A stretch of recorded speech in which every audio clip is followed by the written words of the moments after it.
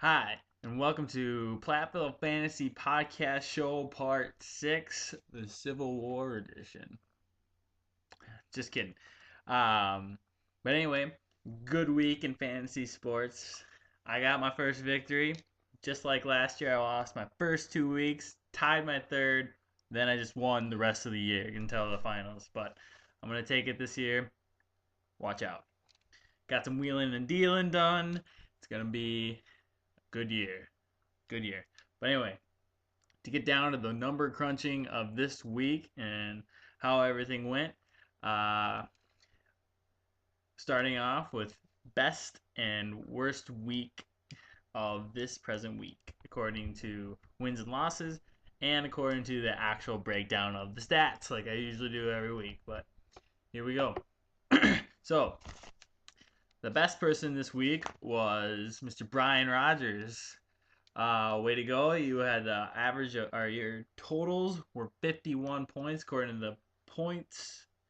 How I do it. I told this before, but you had 51, which is actually 11 better than everyone else. You didn't win either pitching or hitting. You just had like second best on both of them. So, uh, way to go there. The person that did the worst actually was Pete. Don't know you, Pete. You had a bad week. Maybe you'll bounce back.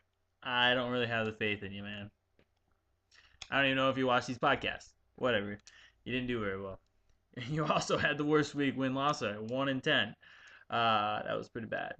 But best week wins loss wise, way to go, Jameson. You also had like the third best stats week, so good job there. And you kind of lucked out with playing Pete, but you had a good week. Other news and stats. Brian has the new highest OPS on the year, and you can check that out on the little head-to-head tab thing or the record book, the new record book Yahoo's got.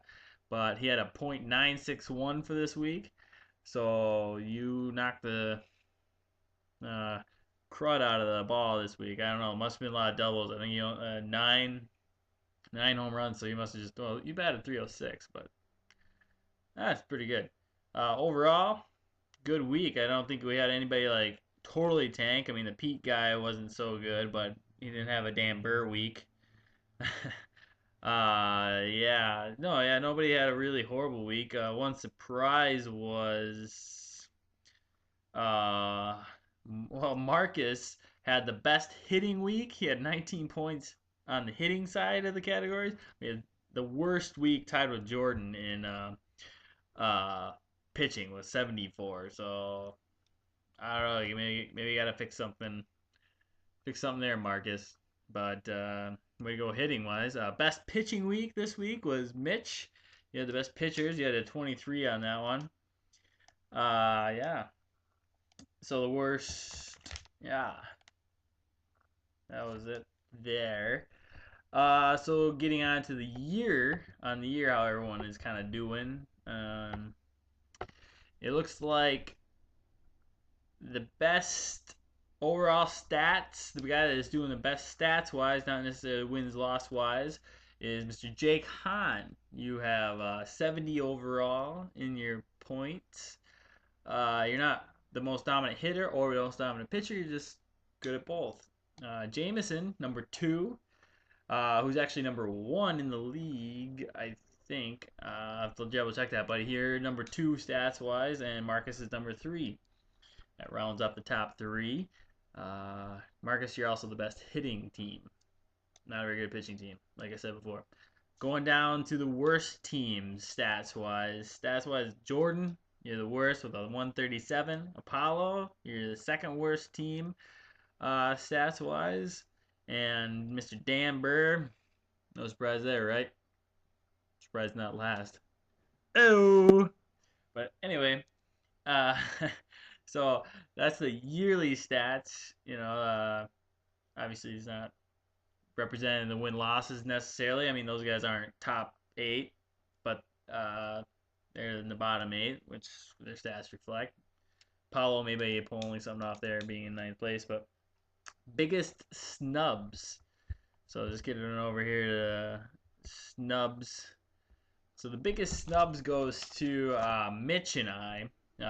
Mitch is in 12th and I'm in 13th, but we are actually stats wise way better than that. Mitch is 5th and I'm 6th, so we're getting snubbed there. The Bubs, that's what I'm gonna call it, snubs and Bubs.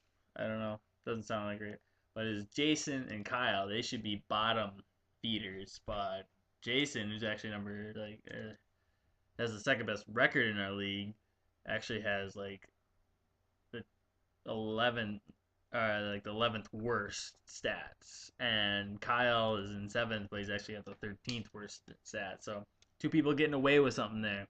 Yeah, I don't know, but yeah, 1 second.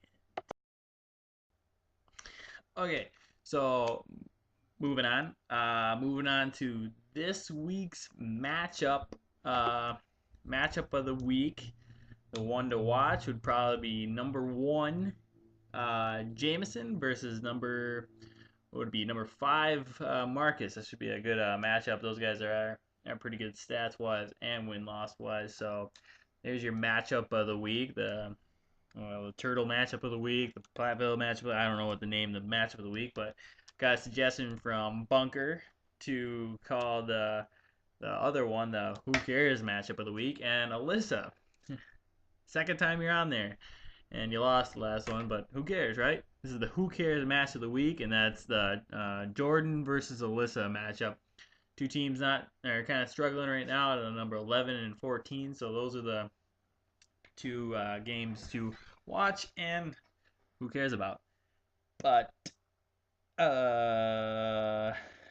so new big news. Bill and Jason both got knocked down, so nobody's got a 700 winning or win loss percentage. So that's good. Yeah, that should keep it up. I wanted to touch on some comments on our message board. I thought it was a very good comment week for our league. Shoot. Grady Sizemore. Way to go, Bill. You're gonna have him for like 2 weeks, and he's gonna dominate, and then he's gonna break down. But big news: John Buck was dropped. I think he was a fourth rounder. Yep, he was a fourth rounder. So, man, Jason, maybe not pick John Buck next time. But in other good comments, the whole Carlos Pena being dropped. Maybe Cubs shouldn't have signed him, and Jake, you shouldn't have drafted him. I don't know. He's like a 35-year-old guy that can't hit for average, and I don't know. Cubs suck. Anyway, Apollo wants somebody to offer him a trade. Probably get short-sighted by that one, but you can try. None of the news. Jake will probably screw you on a trade as well. Brian, way to beat Bill. Down with Bill. He needs to get back to reality after that 12-0. I'm not going to let that one down. Shellacking that he stole. Brian, you're not going to have a good week this week because you're playing me. Let's see here. Yeah, Jason, you stuck with John Buck maybe a little bit too long. I should have really drafted Matt McCain, not John McCain, Matt McCain. But yeah, other than that, that is my podcast for this week. I'm going to try to organize a little bit better.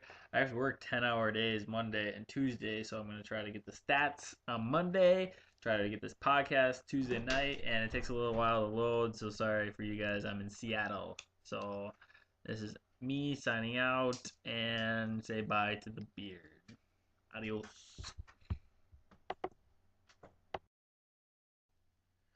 Oh, you like it? I think I'm gonna keep it. But more to it than this. I was just shaving. That's why I look like a silver. I don't go out in public like that. But another news: circle your calendar for late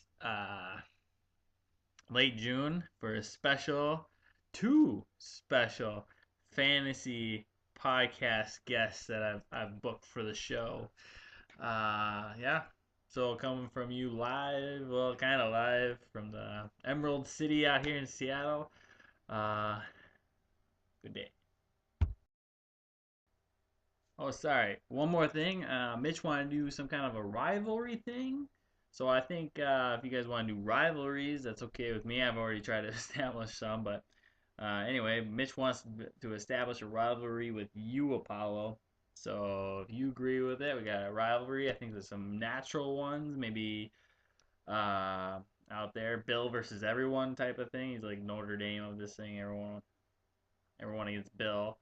Maybe Brian and Dan Burger feel like a natural one. Me against Jaw Man, because I always want to beat him. I don't know if he cares about that with me, but some trade things going on there. But yeah, rivalries are great. Submit them, write them down there. Rock on.